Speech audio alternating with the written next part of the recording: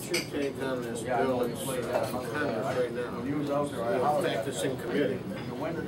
It's called the usage transaction tax of 1%. They apparently are going to keep it there until after the election. Two Democrats have put the bill together supported it. One is from Iowa and the other one's from But this 1% tax, as I understand it, is for every transaction that you do with a bank. Whether Social Security is a direct deposit, every time you run a check, you get 1%. Every time you run a check for the amount of the check. The easiest way to look at any of those bills, including a real estate transaction that will be on supposedly only on people or individuals or corporations $250,000 income or more.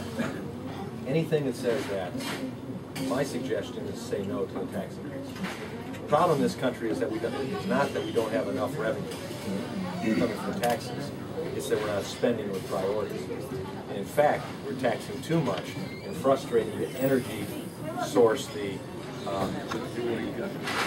what really builds the economy, and that's small business, that's individuals that work at the shops, supply the goods and services, and then take their incomes, purchase health care, purchase goods and services, invest, save, take risk, build the economy.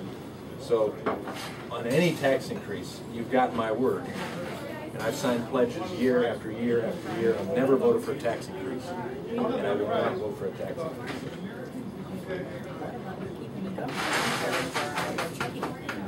This is scary.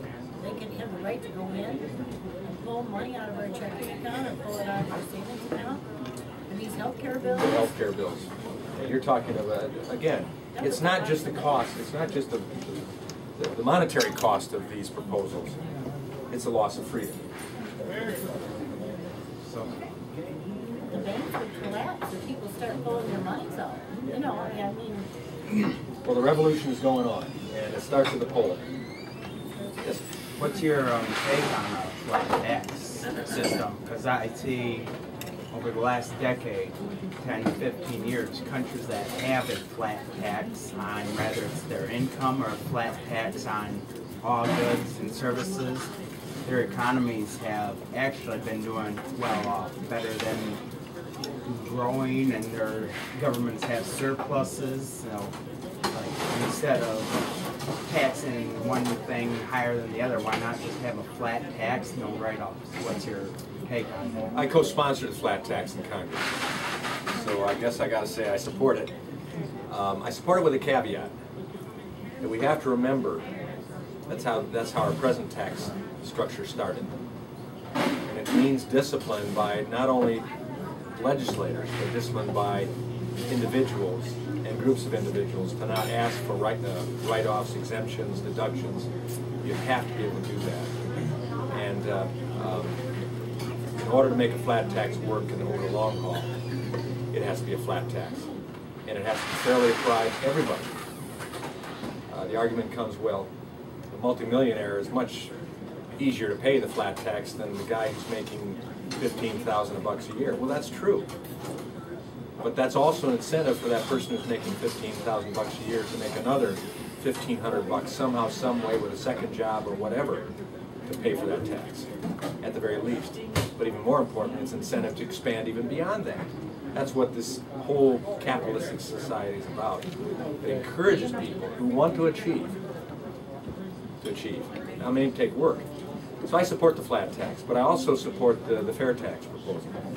And it was a co-sponsor of that. I'd like that better than even the flat tax, because it will be a constitutional issue. The people have to vote on it. They have to amend the Constitution by doing away with the 16th Amendment, income tax, and IRS.